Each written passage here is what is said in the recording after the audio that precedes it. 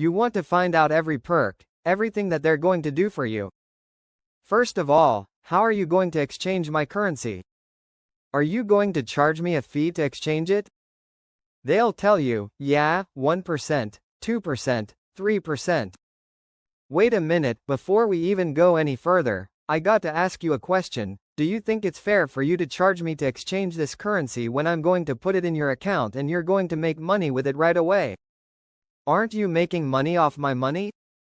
And then you may freeze my account for 30 days. You want to charge me for putting it in your bank? I tell you what, I've got one or two options. I'm either going to say goodbye to you right now and go to another bank and see what they got to offer me, or you're going to pick up the phone and drop those charges for me right now. It's that simple, Mr. Bank Officer. They're going to fire back at you that these are corporate rules and regulations. Yeah, they can be changed because I got a lot of currency. Do you want my business or not? Kurdistan region hasn't been up front with all their non-oil revenues. You got to pay attention because the non-oil revenue streams are going to be more than their oil, or at least similar.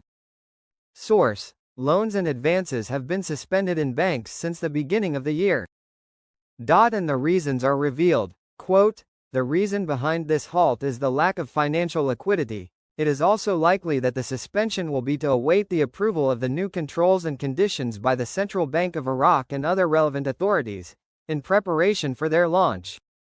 We're very close. The final preparations to announce the new exchange rate are being done with these meetings that are being kept very private, very secret. It's exciting to see. Iraq has done all the things that they need to have compliance with all the obligations for Article 8 and Article 4 with the IMF. If you guys look that up and Google those, you're going to find out they're about currency, they're about trade. It's getting tougher and tougher for certain types of banking sources or redemption center sources, because they're all under NDAs, new NDAs, and they really can't tell us much. If anything, it's very close. Mr. Sammy says our cash reserves are over 100%. What that means is every dinar that is in circulation has a cash reserve for it, and most other countries only have about 20% of their reserves for money in circulation. That tells you the financial stability we have is incredible. We can cover 100% on almost any rate that we want to come out with. I am hearing things are flowing. Not our 4B yet, but the people who need to go before us. Mark Z. We are hearing those same rumors. I was saying last night that we are such a tight-knit community. If someone is paid, we would all know it. I have not been able to confirm from anybody that they are receiving dollars yet. When it is time, I will scream like a stuck pig.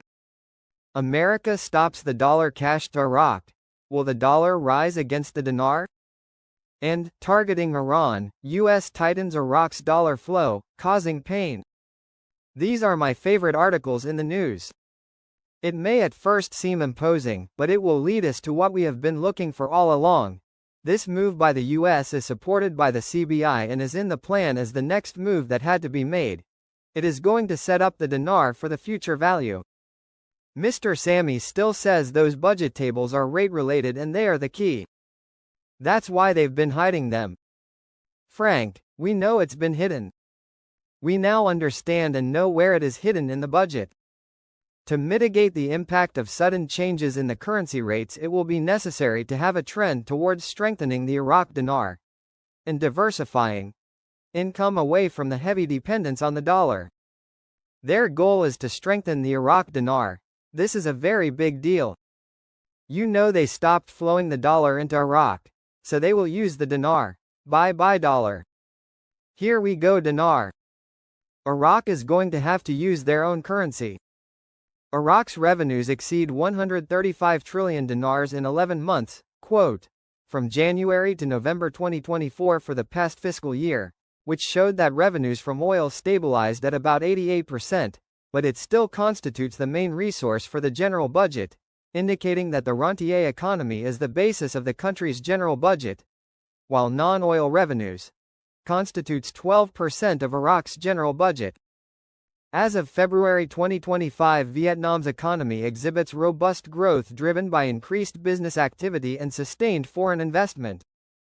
This outlook is underpinned by the government's focus on bolstering economic growth through low interest rates in the near term. However, rate normalization is anticipated in the second quarter, with the State Bank of Vietnam expected to implement a 50 basis point hike.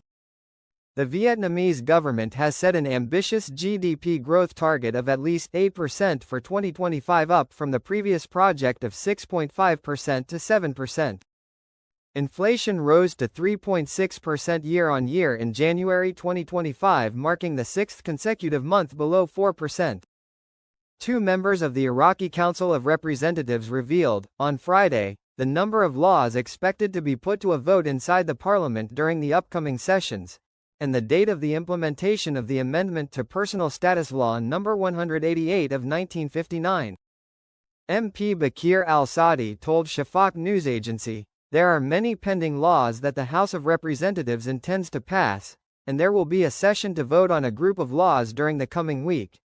Al-Saadi confirmed that there are 17 laws in the legal committee that will be presented to the House of Representatives during the upcoming sessions, and if the political blocs agree on them without obstruction, all of them can be voted on in only 2 sessions.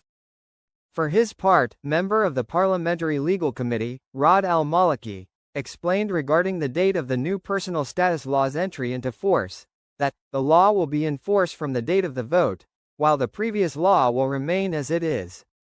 Al-Maliki pointed out during his interview with Shafaq news agency that the legal committee in the House of Representatives is waiting for the arrival of the personal status law code from the Shiite endowment. Yesterday, Thursday, an informed political source told Shafaq news agency, the Presidency of the Republic approved the laws of amending personal status, general amnesty, and returning properties to their owners. The Iraqi parliament session on January 21 witnessed the passing of controversial laws, including amending the personal status law, amending the general amnesty law, and the law to return properties to their owners in Kirkuk.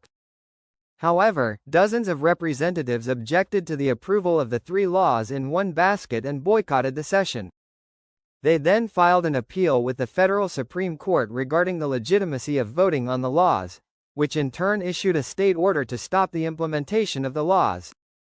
Following this, the Supreme Judicial Council issued a fatwa to the Iraqi courts to proceed with implementing the laws enacted by the Council of Representatives.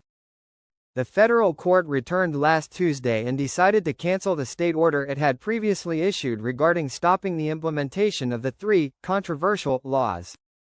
The spokesman for the Ministry of Trade, Mohammed Hanoun, revealed on Friday that there is relative stability in food prices in all markets of the Iraqi governorates, days before the